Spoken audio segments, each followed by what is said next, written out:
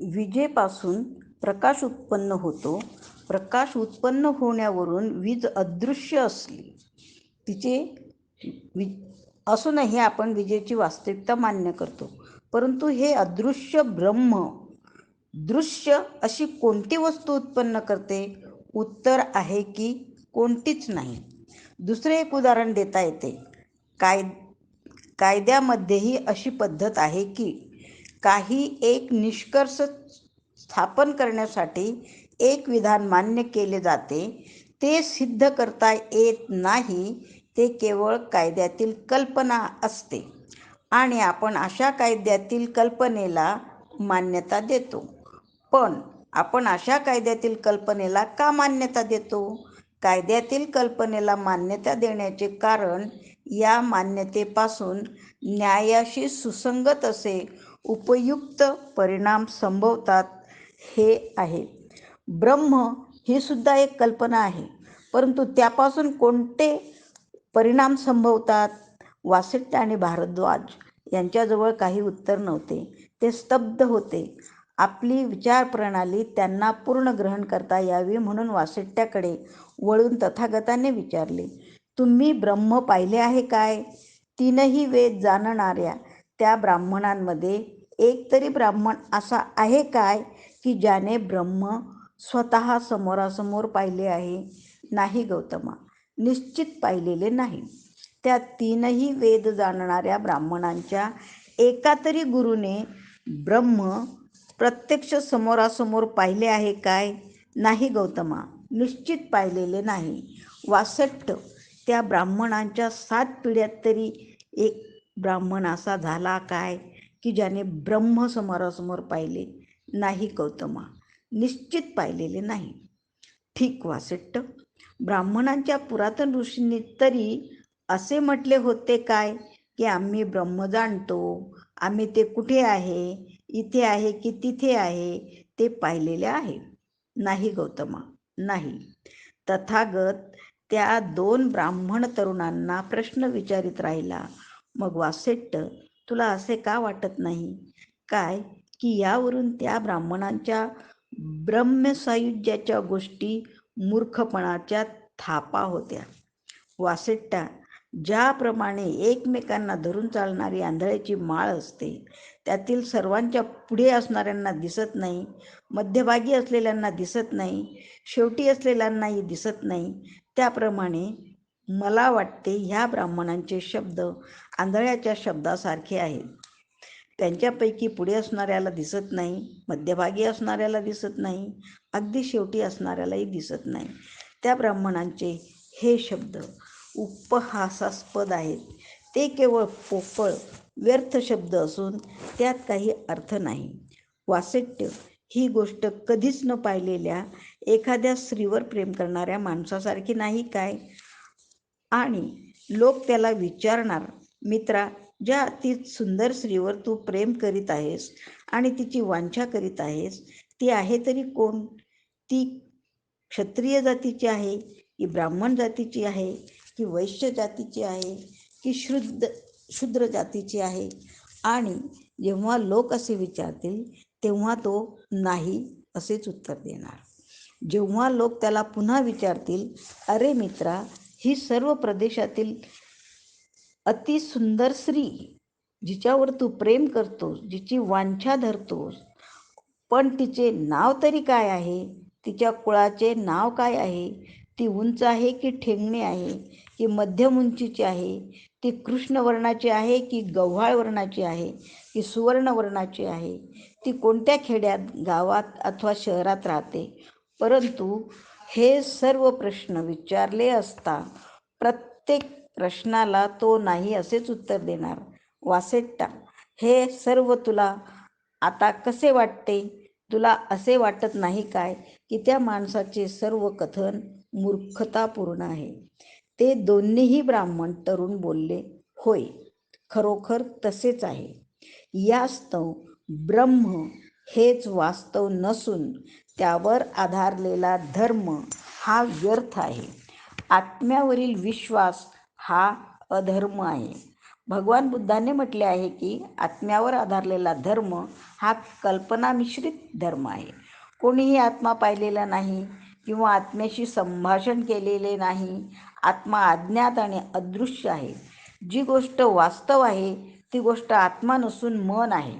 मन हे आत्म्यापासून भिन्न आहे. तथागत म्हणाले, आत्म्यावर विश्वास ठेवणे निरुपयोगी आहे. म्हणून आत्म्यावर आधारलेला धर्म आपल्याला योग्य नाही. असा धर्म केवळ भ्रामक समजुतीचा जनक ठरतो. भगवान बुद्धाने हा प्रश्न येथेच सोडलेला नाही. त्याने या प्रश्नाची सांगोपांग चर्चा केलेली आहे. आत्म्याच्या अस्तित्वावरील विश्वास हा देखील विश्वासा इतकाच सर्वसाधारण आहे. आत्म्याच्या अस्तित्वावरील विश्वास हे ब्राह्मणी धर्माचे एक अंग होते. ब्राह्मणी धर्मात जीवाला आत्मा किंवा आत्मन संबोधतात. ब्राह्मणी धर्मात आत्मा हे त्या तत्वविशेषाला नाव देण्यात आले आहे की जे शरीरापासून वेगळे परंतु शरीराच्या आत आणि जन्मापासून शरीरात वास्तव्य करते. आत्म्याच्या अस्तित्वावरील विश्वासात तद अनुषंगिक दुसरेही विश्वास अंतर्भूत होतात. आत्मा शरीराबरोबर मरण पावत नाही. तो दुसऱ्या जन्माच्या वेळी दुसऱ्या शरीरात जन्म घेतो. शरीर हे आत्म्याचा एक पेहरावच आहे. भगवान बुद्ध आत्म्यावर विश्वास ठेवीत असे काय? नाही, तो विश्वास ठेवीत नसे. आत्म्यासंबंधी त्याच्या सिद्धांताला अनात्मवाद असे म्हणतात. अशरीरी आत्मा मानला तर त्याच्या संबंधाने अनेक प्रश्न उद्भवतात. आत्मा आहे काय? तो कोठून आला? शरीराच्या मृत्यूनंतर त्याचे काय होते? तो कोठे जातो? शरीराच्या मृत्यूनंतर तो परलोकात कोणत्या स्वरूपात राहतो? किती काळ तो तेथे राहतो? या सर्व प्रश्नांची उत्तरे बुद्धाने आत्म्याचे अस्तित्व मानणाऱ्या लोकांकडून मागितली. आपल्या फेरतपासणीत आत्म्याची कल्पना किती अस्पष्ट आहे हे त्याने आपल्या नेहमीच्या पद्धतीने दाखविले. जे आत्म्याच्या अस्तित्वावर विश्वास ठेवीत त्यांना आत्म्याचा आकार व आकृती कशी आहे हे विचारले. आनंदाला त्याने सांगितले, आत्म्यासंबंधी नानाविध मते आहेत. काही लोक म्हणतात, माझ्या आत्म्याला आकार आहे आणि तो अत्यंत सूक्ष्म आहे. दुसरे काही म्हणतात की आत्म्याला रूप आहे आणि तो अनंत आहे आणि सूक्ष्मही आहे. आणखी काही असे म्हणतात की तो निराकार आणि अनंत आहे. आनंद, आत्म्यासंबंधी नाना प्रकारची मते आहेत. जे आत्म्याच्या अस्तित्वावर विश्वास ठेवतात त्यांची आत्म्यासंबंधी कल्पना काय आहे? हाही बुद्धांचा दुसरा प्रश्न होता. कोणी म्हणतात, आत्मा हा सुखदुःखाच्या अनुभवाची क्रिया आहे. दुसरे कोणी म्हणतात की नाही, माझा आत्मा सुखदुःखाच्या अनुभवाची क्रिया नाही, तो अननुभवशील आहे. आणखीन दुसरे काही म्हणतात, नाही, माझा आत्मा सुखदुःखाच्या अनुभवाची क्रिया असून अनुभवशीलता हा त्याचा धर्म आहे. आत्म्यासंबंधी अशा विविध कल्पना आहेत.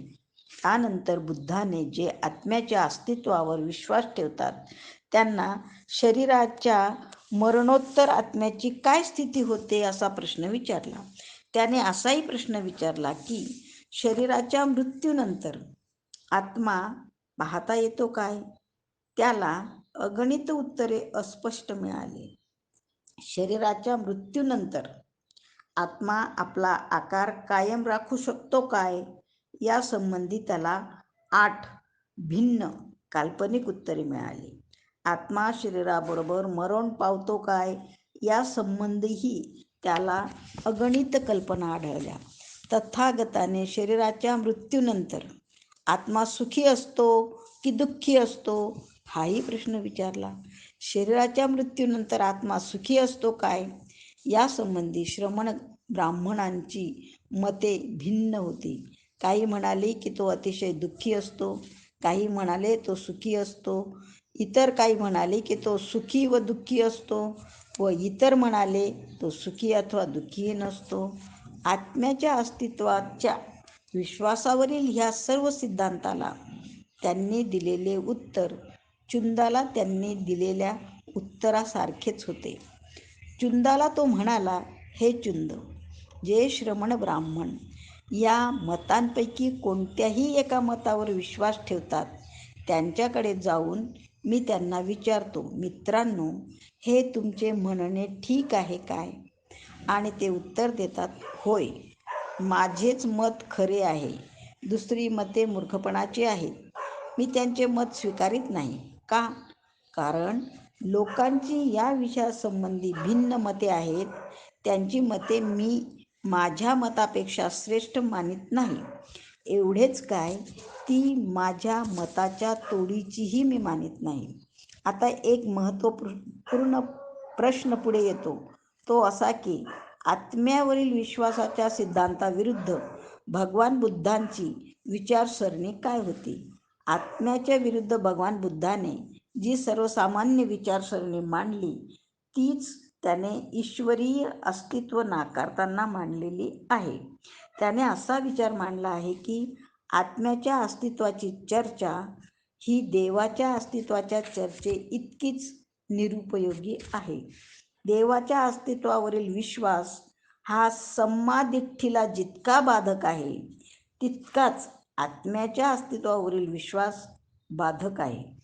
त्याने असे विवेचन केले आहे की देवावरील विश्वास हा ज्या प्रकारे भ्रामक समजुती निर्माण करतो, त्याचप्रमाणे आत्म्याच्या अस्तित्वावरील विश्वास भ्रामक समजुतींना कारणीभूत होतो. त्याच्या मते तर आत्म्याच्या अस्तित्वावरील विश्वास हा देवाच्या अस्तित्वावरील विश्वासापेक्षा भयंकर आहे. कारण त्यामुळे पुरोहित वर्ग निर्माण होतो, भ्रामक समजुतीचा मार्ग मोकळा होतो. एवढेच नव्हे तर पुरोहित वर्गाला माणसाच्या जन्मापासून मृत्यूपर्यंत सत्ता गाजवण्याचा अधिकारही बहाल करतो. या सर्वसाधारण विचारसरणीमुळे भगवान बुद्धाने आत्म्याच्या अस्तित्वासंबंधी काही दृढपूर्वक मत व्यक्त केलेले नाही असे म्हणतात. दुसरे काही म्हणतात की त्याने आत्म्याच्या अस्तित्वाच्या सिद्धांताचे खंडन केले नाही. आणखीन दुसरे काही म्हणतात त्याने ह्या प्रश्नाच्या उत्तराला बगल दिलेली आहे. ही सर्व मते चूक आहेत, कारण त्याने महालीला स्पष्टपणे आणि निश्चित शब्दात सांगितले आहे की आत्मा काही वस्तू नाही. म्हणूनच त्याच्या सिद्धांताला अनात्मवाद असे म्हणतात. आत्म्याच्या विरुद्ध या सर्वसामान्य विचारसरणीपेक्षाही भगवान बुद्धाने त्याविरुद्ध अगदी खास अशी खंडनकारक विचारसरणी मांडलेली आहे. आत्म्याचे वेगळे असे अस्तित्व स्थापन करणाऱ्या सिद्धांताविरुद्ध भगवान बुद्धाने आपला नामरूप सिद्धांत मांडला. हा नामरूप सिद्धांत विभज्यवादाच्या द्वारे केलेल्या परीक्षणाचा परिणाम आहे. मानव व्यक्तिमत्वाचा अथवा मानवाच्या अतिशय सूक्ष्म काटेकोर विश्लेषणाचा हा परिणाम आहे. नामरूप ही प्राण्याची सामूहिक संज्ञा आहे. भगवान बुद्धाच्या मतानुसार प्राणी हा काही भौतिक तत्वे आणि काही मानसिक तत्वे यांच्या संमिश्रणाचा परिणाम आहे. या भौतिक आणि मानसिक तत्वांना स्कंद म्हणतात. रूपस्कंद हे प्राधान्याने पृथ्वी, जल, अग्नी आणि वायू या 4 तत्वांचा परिणाम आहे. हे स्कंदरूप अथवा शरीराचे घटक होत. रूपस्कंदाशिवाय मानसस्कंद हीही एक गोष्ट आहे. तेही प्राण्याच्या रचनेचे घटक आहे. ह्या नामस्कंधाला विज्ञान, चेतना असे म्हणतात. या नामस्कंधात 3 मानसिक घटक तत्वे आहेत: वेदना, 6 इंद्रियांच्या त्यांच्या विषयाशी संपर्क झाल्यामुळे होणारी अनुभूती, संज्ञा, संज्ञा, संस्कार, संकार विज्ञान, चेतना या 3 नामस्कंधात समाविष्ट केले जाते.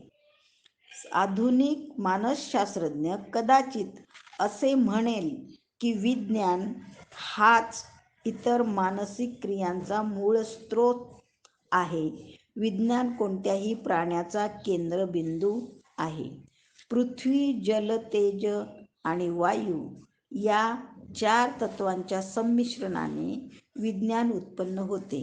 भगवान बुद्धाने प्रतिपादित केलेल्या या विज्ञानाच्या उत्पत्तीच्या सिद्धांतावर एक आक्षेप घेतला जातो. हे सिद्धांत विरोधी असे विचारतात की विज्ञान, चित्त याची उत्पत्ती कशी होते. हे सत्य आहे की माणसाच्या जन्माबरोबर विज्ञानाची म्हणजे चित्ताची उत्पत्ती होते आणि त्याच्या मरणाबरोबर विज्ञानाचा विनाश होतो. तथापि विज्ञान हे 4 भौतिक तत्वांच्या मिश्रणाचा परिणाम असे कसे म्हणता येईल.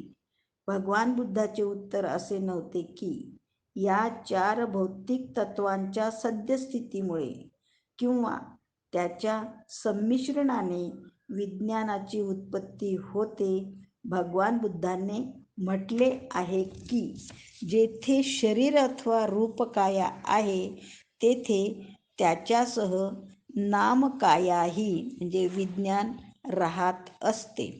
आधुनिक विज्ञानातील एक उदाहरण देता येईल. जेथे जेथे विद्युत क्षेत्र म्हणजे इलेक्ट्रिक फील्ड असते तेथे तेथे त्याच्यासह आकर्षण क्षेत्र मॅग्नेटिक फील्ड असते.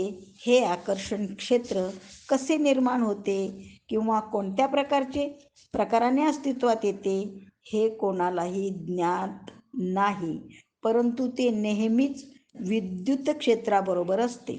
शरीर आणि विज्ञान यामध्ये अशाच प्रकारचा संबंध आहे असे का म्हणू नये. आकर्षण क्षेत्र हे विद्युत क्षेत्राच्या संदर्भात प्रेरित क्षेत्र असे समजले जाते. विज्ञान हेही रूपकायांच्या संदर्भात प्रेरित क्षेत्र का म्हणू नये.